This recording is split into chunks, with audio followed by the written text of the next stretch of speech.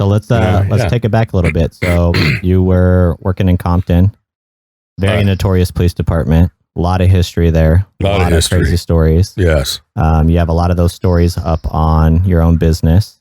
I do at my YouTube channel, Compton Cop. It was a good road. You know, I look back, a good learning experience. I remember one of the stories is I worked patrol for about 2 years, less than 2 years. And I remember getting transferred to PM shift. And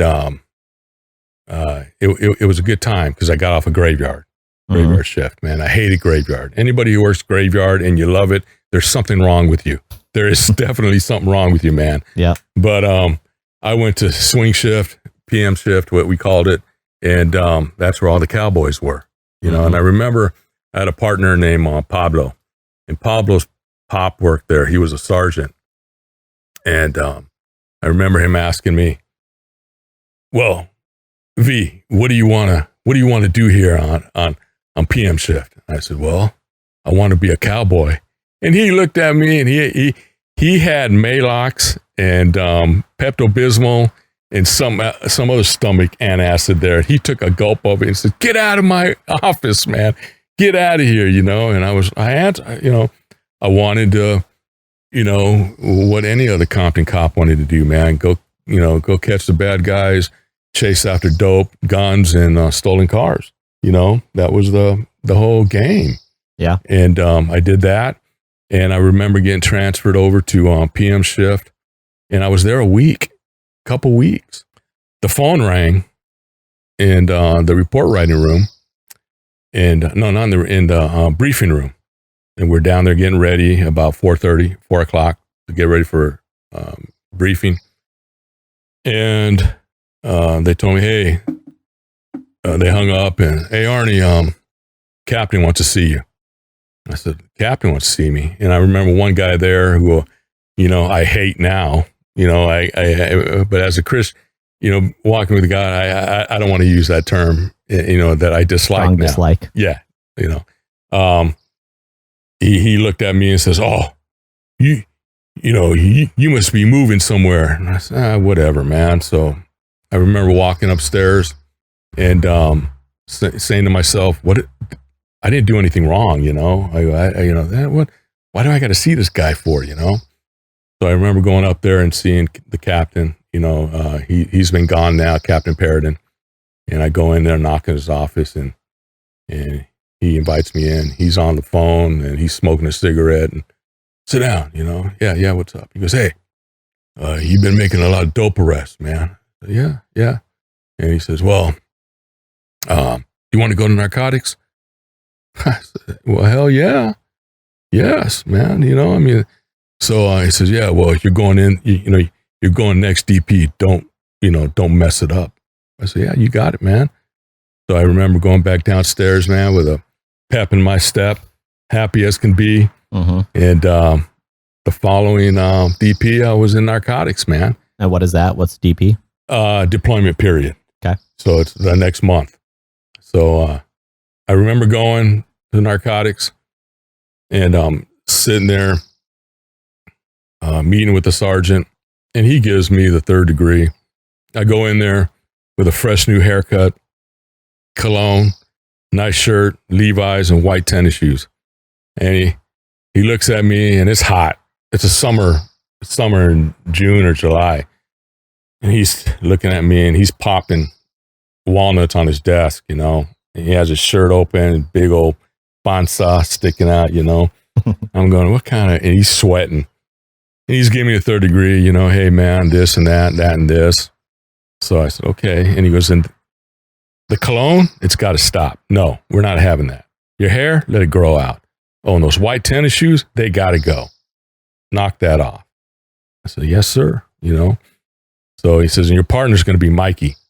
And Mikey, just then Mikey walks in. And to tell you the truth, this is how good of a narcotic cop this guy was, Mikey. I'd never seen him, you know, and I'd been there a couple years. I don't remember seeing this guy. You know, he walks in and he looks like a drunk Puerto Rican dude, man. He was funny. Great guy. And he walks in and, hey, Mikey, this is your new partner. And you can just see the look on his face like, oh, geez. And Mikey's been there about 10 years, you know. And so he says, hey, Mikey, take him into that locker room and change up his dress. He says, all right. So Mikey takes me in there. He goes, put on these boots. He grabs some boots off the top of a locker and go wash that cologne off your smell, you know, and put on this shirt. I put on this other shirt. So we go back into the narcotics office and he says, well, let's go, man. He goes, and anytime you got to check out, you know, what time you left and what time you think you'll be back. I said, all right. So we do that. So he takes me out, driving around in the undercover car, man. He's asking me all kinds of things, you know, yeah, sure. You know, yeah. All right. So we're driving. I don't know, you know, he takes me out of the city. And I'm like, well, what the heck's going on, man? You know, so we end up at this house in Carson, you know, in the next city over. So we pull up and I don't know who lives there, you know. And we get off, we knock at the door. So he's standing right in front of the door. And I'm thinking, man, don't you got any sense, man? Stand at the side of the door. We don't know. You know, you're trying to, you know, have police, you know, be careful, you know, just, hey. So the door opens up. Hey, what's up? Hey, can we come in? Yeah, come on in. We go on in. We come on and I look and I see it's my buddy, Louis, you know. Oh, hey, Louis, what's up, man? Hey, sit down, you know, and we, you know, we're talking and everything. So Louis says, hey, he asked Mikey, you want one? And what? And he says, yeah. And Mikey points at me, you? I go, what? He goes, you want a beer? I'm like, yeah. All right, man. Sure. I guess this is what narcotics do. I don't know. You know, I'm new, man. It's my first day. So we sit down, we're drinking, and and we're talking, because Louis had just left narcotics, you know, and Louis became one of my best friends. Good guy, man. You know, love him to this day. And so Mikey looks at Louis and says, hey, is Arnie okay? And Louis looks at me and he looks at Mikey and says, yeah, I can vouch for Arnie, man. He's right on. Okay. We drank a little more. And we said, all right, we'll see you later, man. And we took off. He says, you know, went back to the station.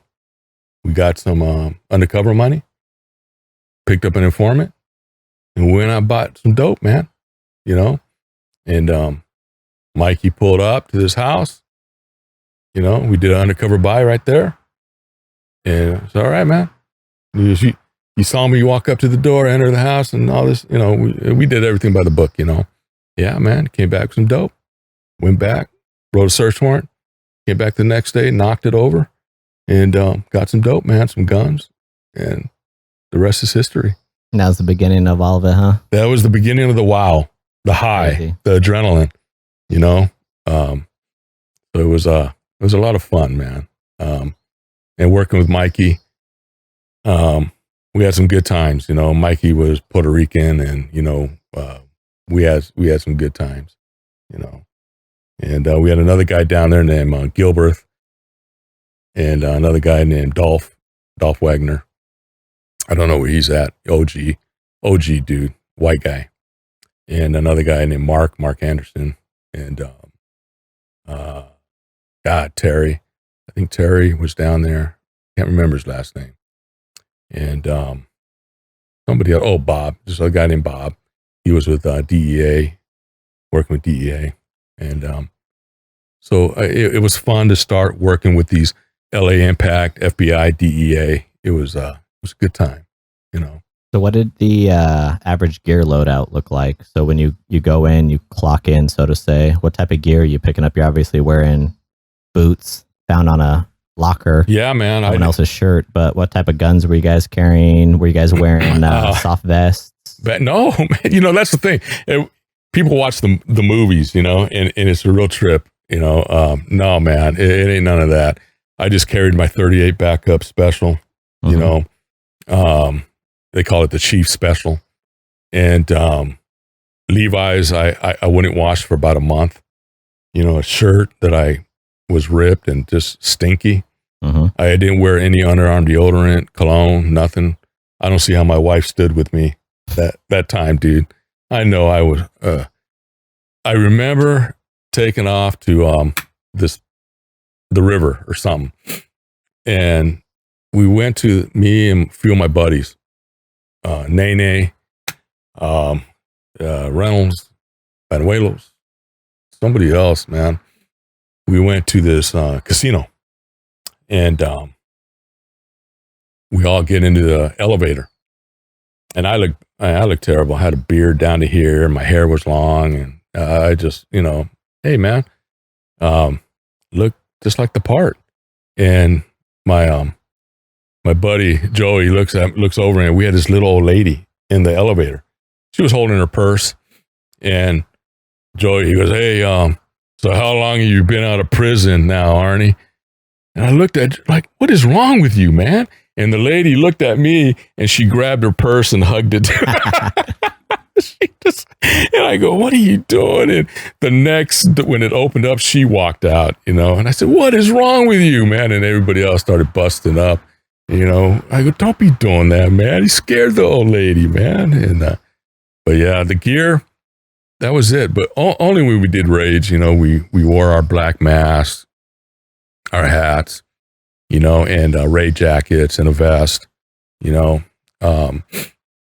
it was, I know some undercover cops have been shot in the mouth, serving a search warrant, shot in the forehead, bleeding. And, we had some close calls, man, but we never lost a guy in undercover buy or doing a search warrant or anything like that. It was really good. We were successful. Okay. So what is it like? What's the day-to-day like working undercover? Obviously, we're talking about it a little bit, but you come into work